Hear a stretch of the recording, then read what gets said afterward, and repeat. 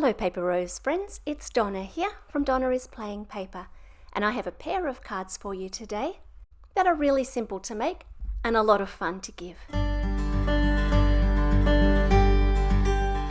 The colouring on these cards is a two-step process, but both steps are very easy. So let's get started. To begin with, I want to make a really bright background. So I've chosen some of my happiest colours and I'm going to blend them on nice and thick onto a piece of white cardstock. I'm not worrying about going in soft, gentle layers and building up the colour to get an even coverage, because by the time we finish with this piece of paper, that won't be noticed at all. Once the blending is done, I'm using the 3D balloons folder and running that through my die cutting machine with a sandwich which has almost no layers because this is a 3D embossing folder and it's very thick. Next, I'm going to take a black pen, in the case of the first card, and colour in everything that isn't balloon. It's quite a slow meditative process, just working your way up the card. I found it easier to outline each balloon and then colour in the gaps once I had a few outlined.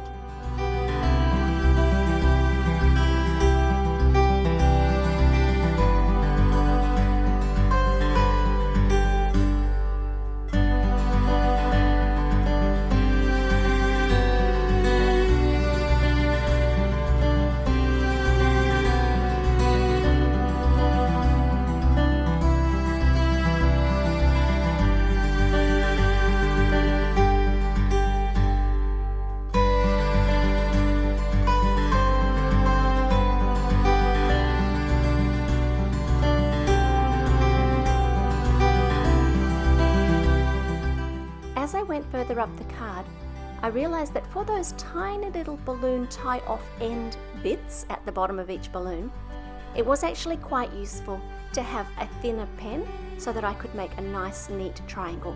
The ones at the top of the card are definitely neater than the ones at the bottom.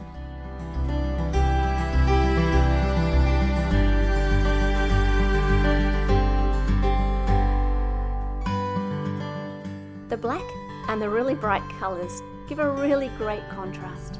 And like I said, both steps are very easy to do. Here's another version for you. This time, I used some Paper Rose Shimmer cardstock in Daisy White. Although I used exactly the same inks, they don't sink into this paper in the same way as they do with regular cardstock, and so the overall look was much softer. Because of this, I chose to use a blue Copic marker to go around the edges. I wouldn't advise using a Copic marker for regular cardstock because it's going to sink into the paper and possibly bleed into the balloons. But for this shimmer cardstock, which has a much less porous surface, the Copic marker worked really well. Once both panels were done and trimmed to slightly smaller than card size, I used Australian card size, then it was simply a matter of adding the sentiments. The sentiments I've used today come from a 12 by 12 paper pack called Darling Dahlias. This pack includes one full sheet of gold foiled sentiments. If you have a local store that stocks Paper Rose products, you may be able to buy just this sheet, otherwise it's part of a pack with beautiful patterned papers.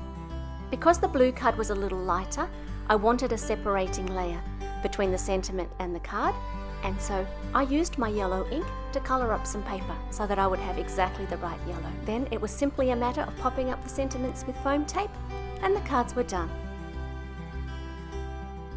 I'm going to leave you with some close-up pictures of the cards. I hope you're having a super day. Feel free to like and subscribe, and I'll be back again soon. Bye for now.